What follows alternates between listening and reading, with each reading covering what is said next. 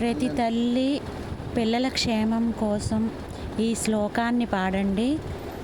మన పిల్లలు ఏ రాష్ట్రంలో ఉన్నా, ఏ దేశంలో ఉన్నా, ఎక్కడున్నా క్షేమంగా ఉంటారు.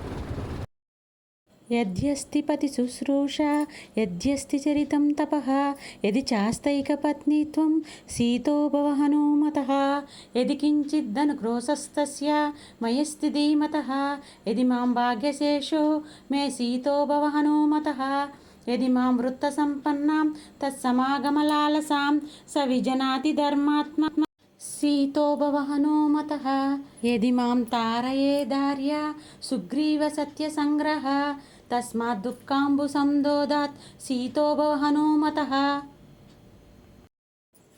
ఈ శ్లోకాన్ని ప్రతిరోజు ఒక్కసారి దేవుడి ముందు కూర్చొని పాడటం వలన మన పిల్లలకు శుభం క్షేమం కలుగుతుంది.